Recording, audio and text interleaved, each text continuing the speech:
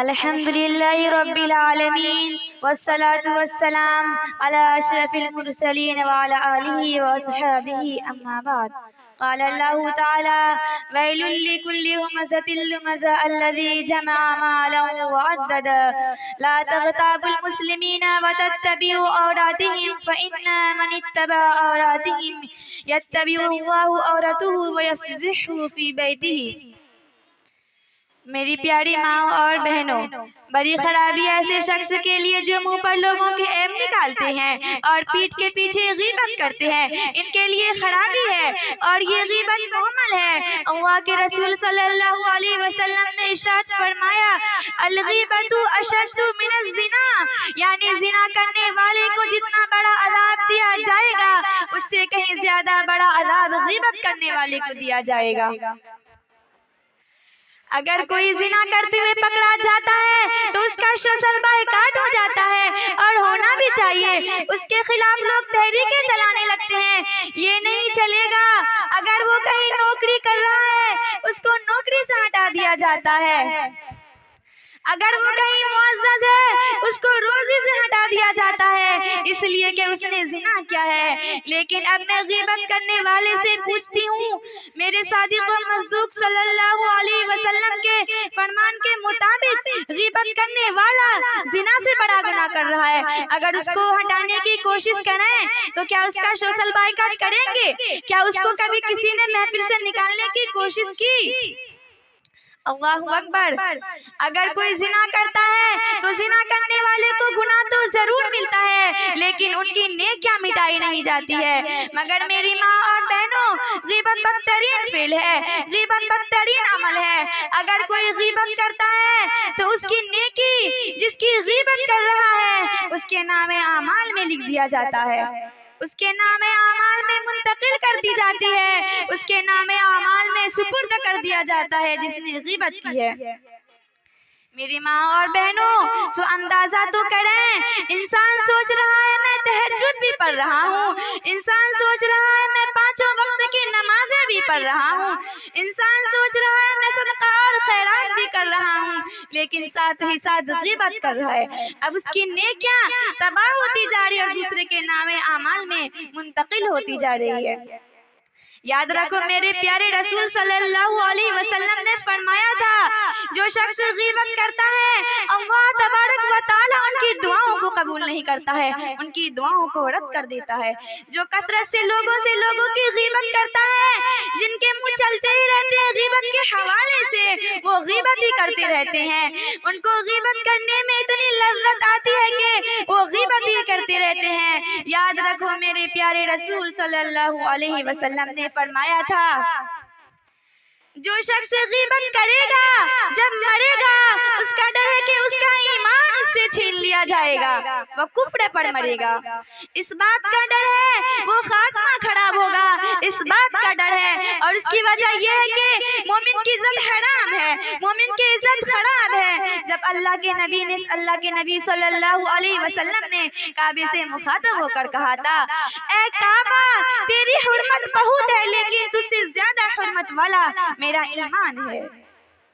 میری ماں اور بہنوں، اگر آپ میں سے کوئی کسی کی غیبت کر رہے ہیں تو اس کا مطلب یہ ہے کہ مومن کی حرمت کو پامال کر رہے ہیں، جبکہ اللہ کے نبی نے کہہ دیا کہ کعبے کی حرمت سے زیادہ مومن کی حرمت ہے۔ یہ سبب تو ہم بھول گئے، یہ درس تو ہم بھول گئے، ہمیں چند باتیں یاد رہ گئی ہے۔ آپ صلی اللہ علیہ وسلم نے اس بات پر بہت زیادہ رویا تھا کہ یہ امت خاتمے کھو گئی ہے، یہ امت روایات میں کھو گئی ہے، اب صرف روایات ہی باقی ہے تو بس حقائق کہاں ہے؟ جب اللہ کے نبی نے کہہ دیا کہ کعبے کی حرمت سے زیادہ مومن کی حرمت ہے، تم 7 سمندر دور کے فاصلے پر رہ کے کعبے کی طرف تیر نہیں کر سکتے، کعبے کی حرمت یہی ہے نا۔ پھر آپ نے فرمایا کہ مردار کھانے والے کون کون لوگ ہیں؟ فرمایا گیا مسلمانوں کی غیبت کرنے والے۔ آپ صلی اللہ علیہ وسلم نے فرمایا کہ ان کو مردار ہی نہیں بلکہ مرے ہوئے بھائی کا گوشت کھانے کے لیے دیجیے۔ میری ماں اور بہنوں، سو اندازہ تو کریں کہ یہ حضور کا فرمان ہے مرے ہوئے بھائی کا گوشت کھانا۔ हम मरे हुए भाई का गोश्त कैसे खाएं? वो अपने अंदर ताकत कहाँ से लाएंगे मरे हुए भाई का गोश्त खाने का?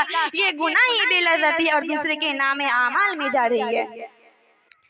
मेरी माँ और बहनों, गीबत करने से क्या ही मिल रहा है? जहन्नम के अज़ाब के अलावा क्या ही मिल रहा है? फिर आपने फरमाया कि 4 लोग जहीम व हमीम, यानी गरम खोलते हुए पानी में लथाड़ मारते हुए भागते फिरेंगे। वो लोग हलाक होते होंगे, वो लोग बर्बाद होते होंगे, वो लोग अपने रब से पनाह मांगते होंगे। सहाबा इकराम ने अर्ज़ किया, या रसूल अल्लाह, वो कौन लोग होंगे? आप सल्लल्लाहु अलैहि वसल्लम ने फरमाया कि वो लोग होंगे जो मुर्दार भाई के गोश्त खाने वाले हैं। सहाबा इकराम ने फिर अर्ज़ किया, या रसूल अल्लाह, वो कौन लोग होंगे? आप सल्लल्लाहु अलैहि वसल्लम ने फरमाया, वो बदबख्त होगा जो दुनिया में मुसलमानों की गीबत करते थे। एक हदीस में है, ला तग़ताबुल मुस्लिमीना व तत्तबी औरातिहिम फ़इन्ना मन इत्तबा औरातिहिम यत्तबिउल्लाहु औरतुहु व यफ़ज़िहु फ़ी बैतिही। मुसलमानों की गीबत ना करो, उनके उयूब की जुस्तजू ना करो। जो शख्स मुसलमानों की उयूब को तलाश करता है, खुदावंद कुद्दूस उसकी ऐबों को तलाश करता है।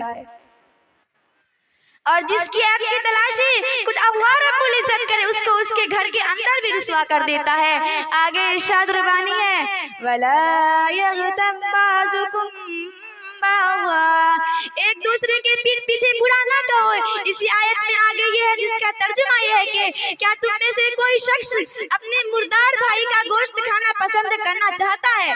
अगर ऐसा मुमकिन नहीं तो चाहिए कि भाइयों के पीठ पीछे बुरा ना कहे, क्योंकि गीबत करना मुर्दार भाई के गोश्त खाने के बराबर है। और गीबत जिना से सख्त है, क्योंकि जिना करने के बाद अगर तौबा कर ली जाए तो खुदावंद कुद्दूस तौबा करने वाले को माफ फरमा देते हैं। लेकिन गीबत ऐसी चीज है जो तौबा से भी माफ नहीं होती जब तक कि जिसकी गीबत की जा रही है वो ना माफ कर दे। मेरे दोस्तों, मुफस्सिरीन किराम फरमाते हैं कि जो आदमी सामने हो उसकी गीबत की जा रही है तो उसको इस कदर तकलीफ होगी कि जिस कदर जिंदा इंसान का गोश्त नोच कर खाया जाए। जिस तरह जिंदा इंसान का गोश्त नोच कर खाना हराम है, उसी तरह गीबत हराम है। जिस तरह वो नापसंद है, इसी तरह ये भी नापसंद है। उसके मुआफी का बेहतरीन तरीका ये है कि जिसकी गीबत की जा रही है उसके सामने अपने कौलो फेल का इकरार कर ले और इस बुरे कौलो फेल पर नादिम हो। अगर ऐसा नहीं किया तो मरने के बाद एक और रास्ता खुला है कि उसके लिए दुआए मग़फ़िरत कर दे। इन्नहु तव्वाबुर रहीम। चुगली ये है कि एक की बात सुन के दूसरे को जा लगा दे, यानी जिसको लगाई बुझाई कहते हैं। ऐसे लोगों की जब कली खोली जाएगी वो लोग शर्मिंदा और नादिम होंगे। अल्लाह के बंदों में से सबसे ज्यादा बुरी खसलत वाला वो है जो चुगली करता है, भाइयों में फितना फसाद डालता है, हजारों लोगों की जानें जाती है, लाखों रुपये खर्च करते हैं, पर ऐसे लोगों का क्या जो ये बुरे काम करते हैं।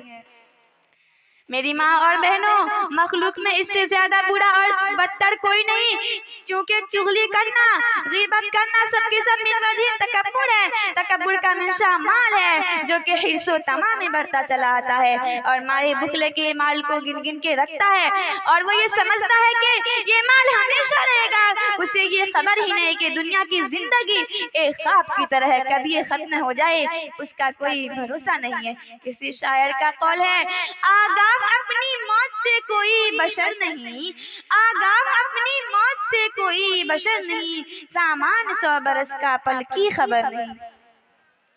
ऐसे लोगों के लिए बड़ा दर्दनाक अज़ाब है। इसकी लिपट बदन को लगती है, दिलों तक जा पहुंचती है। फिर ये लोग तमन्ना करेंगे कि मौत आ जाए, मौत आ जाए, ताकि अज़ाबात इलाही से निजात मिल सके। बल्कि ऐसा होना मुमकिन ही नहीं, बल्कि बड़ाई नाम भी तखफीफ नहीं हो सकती। लेकिन मुस्लिम और गैर मुस्लिम के अज़ाबात में ज़मीन व आसमान का फर्क है, क्योंकि अहले ईमान को इसलिए जहन्नम में डाला जाएगा कि वो गुनाहों से मुबर्रा व मंजिला हो जाए, लेकिन कुफ्फार मुशरिकीन को हमेशा हमेश के लिए अज़ाब दिया जाएगा। لیکن کفار مشرکین کو ہمیشہ ہمیشہ کے لیے عذاب دیا جائے گا۔ میرے پیارے محترم بزرگوں اور دوستوں، جو شخص مسلسل گناہوں کا ارتکاب کرے گا، خداوند قدوس اسے اہل جنت میں شمار نہیں کریں گے، بلکہ اسے جہنم میں ڈال دیں گے اور مزید جہنم کا دروازہ بند کر دیں گے اور اسے مزہ چکھاتے رہیں گے۔ بہرحال ایسے دردناک عذاب و وعیدیوں سے بچنے کے لیے ایک ہی صورت ہے کہ ہماری زندگی اللہ اور اس کے رسول صلی اللہ علیہ وسلم کے تعلیمات کے مطابق ہو، اور جن جن برائیوں سے اللہ اور اس کے رسول نے منع فرمایا ہے اسے کرنے سے رکے۔ اللہ ہم سب کو غیبت چغل خوری کی لعنت سے نجات دے۔ اب میں انہی چند باتوں پر اپنی باتیں ختم کرتی ہوں۔ اللہ ہمیں بھی اور آپ کو بھی ان سب باتوں پر عمل کرنے کی توفیق عطا فرمائے۔ وآخر دعوانا ان الحمد للہ رب العالمین۔